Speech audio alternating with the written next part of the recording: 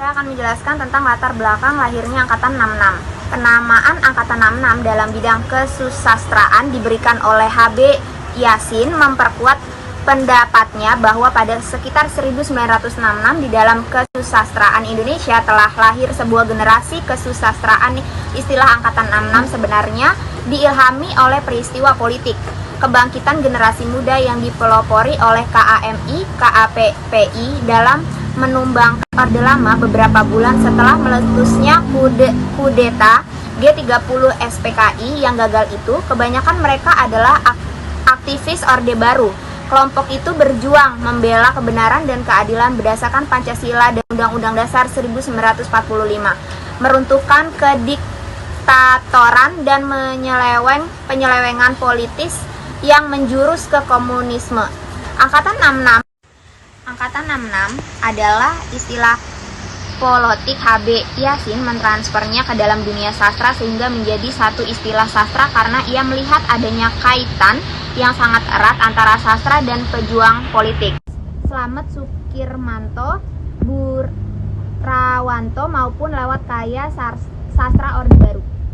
Sedangkan para sastrawan yang dimasuk berada di bawah kubu Angkatan 66 memang ikut ambil bagian di dalam pejuang tersebut, baik secara langsung seperti yang dilakukan oleh Taufik Ismail Sanditya pada awal Agustus 1963 di Bogor dan di Jakarta.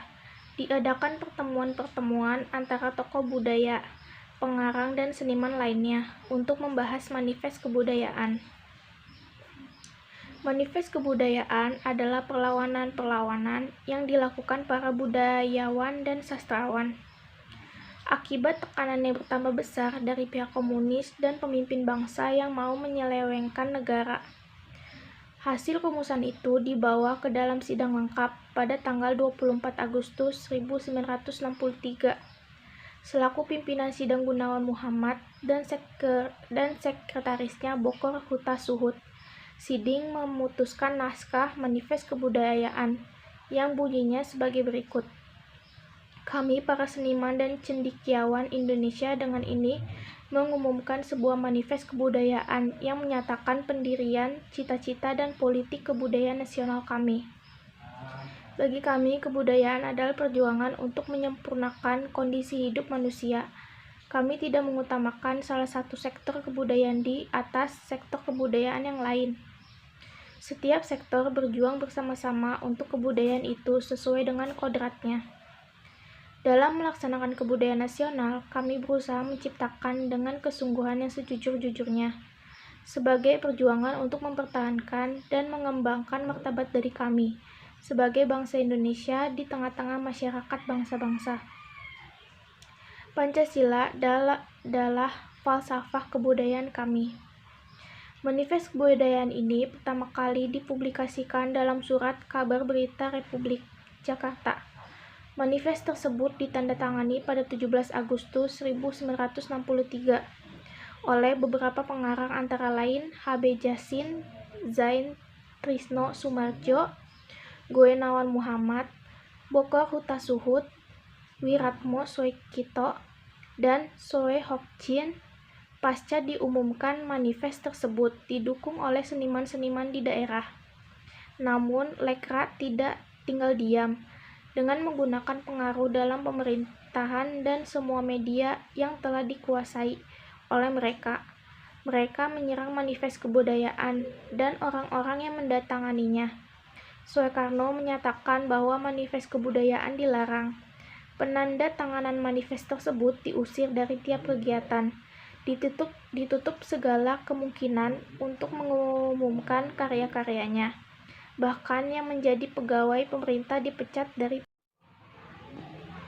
Ciri-ciri sastra Angkatan 66. Ciri-ciri sastra Angkatan 66 dikelompokkan menjadi dua kelompok, yaitu 1. Kelompok sastra 60 sampai dengan 66 merupakan masa kejayaan sastrawan Lekra yang bernaung di bawah panji-panji PKI. Sastrawan yang berseberangan dengan PKI dapat dikatakan kurang berkembang, apalagi manifest kebudayaan yang menjadi konsepsinya dicekal dan dilarang pemerintah. 2. kelompok sastra tahun 66 sampai dengan 70-an. Masa ini didominasi oleh karya-karya yang berisi protes terhadap pemerintah. Dari segi isi, konsepsinya adalah Pancasila dan UUD 1945. Dari protes sosial, ekonomi, dan politik yang dikemukakan dengan berapi-api dan retorikanya sangat kuat, beralih ke curahan hati dan perasaan lega pengarang yang sekian tahun tertindas. Pada akhirnya, tema-tema agama menjadi warnanya. Ciri-ciri lain sastra angkatan 66 disebutkan sebagai berikut. 1. Mulai dikenal gaya epik bercerita pada puisi, muncul puisi-puisi balada. 2. Puisinya menggambarkan kemuraman batin hidup yang menderita. 3. Prosanya menggambarkan masalah kemasyarakatan, misalnya tentang perekonomian yang buruk, pengangguran, dan kemiskinan. 4. Cerita dengan latar perang dalam prosa mulai berkurang, dan pertentangan dalam politik pemerintahan lebih banyak mengemuka. 5. Banyak terdapat penggunaan gaya retorik dan slogan dalam puisi. 6. Muncul puisi mantra dan prosa surrealisme absurd pada awal tahun 1970-an yang banyak berisi tentang kritik sosial dan kesewenang-wenangan terhadap. Saya akan menjelaskan materi tentang para pengarang yang diklarifikasikan oleh H.B. Jazin. Para pengarang yang diklarifikasikan oleh H.B. Jazin ke dalam angkatan 66 yang menulis prosa dan puisi sebagai media perjuangan, yaitu yang pertama ada Taufik Ismail, lahir di Bukit Tinggi tahun 1937. Profesinya adalah seorang dokter hewan yang juga dikenal sebagai seorang penyair yang handal, dan sajak-sajaknya penuh dengan protes-protes terhadap ketidakadilan dan penyelewengan.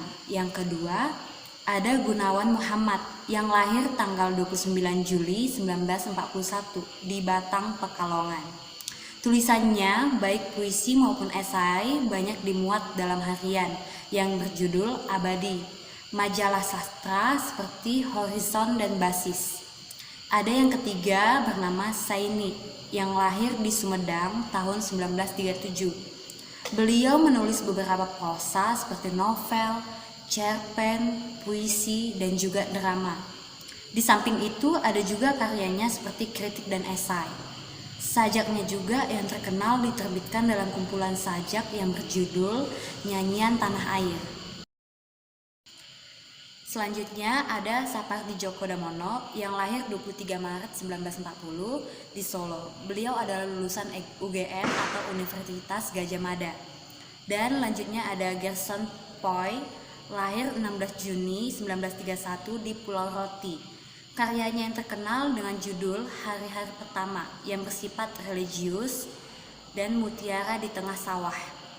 Selanjutnya ada Toti Herati, lahir 27 November 1933 di Bandung. Beliau adalah lulusan Fakultas Psikologi di UI dan sebagai dosen di alma maternya. Dan yang terakhir ada Andrea Alexandere Leo, lahir 19 Agustus 1935 di Sumatera Selatan. Pernah masuk perguruan tinggi Jurnalistik Akademi Teater Nasional pada tahun 1955 sampai 1956 di Jakarta. Karyanya yang banyak dimuat di majalah seperti Jembatan Tertutup, Nusantara, dan lain-lainnya. Teman-teman, demikian penjelasan kami. Selanjutnya kesimpulannya yaitu kenyataan sejarah membuktikan bahwa sejarah awal pertumbuhan sastra Indonesia, para pengarangnya sudah menunjukkan perhatian yang cukup serius terhadap dunia politik. Nama angkatan 66 pertama kali digunakan oleh H.B. Jazin dalam prosa dan puisi. Sejarah sastra angkatan 66 ini adalah pada protes terhadap keadilan sosial dan politik pemerintah, rasa nasionalismenya yang tinggi, serta mempertahankan Pancasila sebagai ideologi bangsa dan negara. Sastra angkatan 66 memiliki kekayaan karya yang sangat luar biasa. Oleh karena itu, sudah sepantasnya kita harus tetap menjaga dan melestarikan karya tersebut dan tidak melupakannya sebagai bagian dalam kesusastraan Indonesia. Demikianlah penjelasan dari kelompok kami. Terima kasih.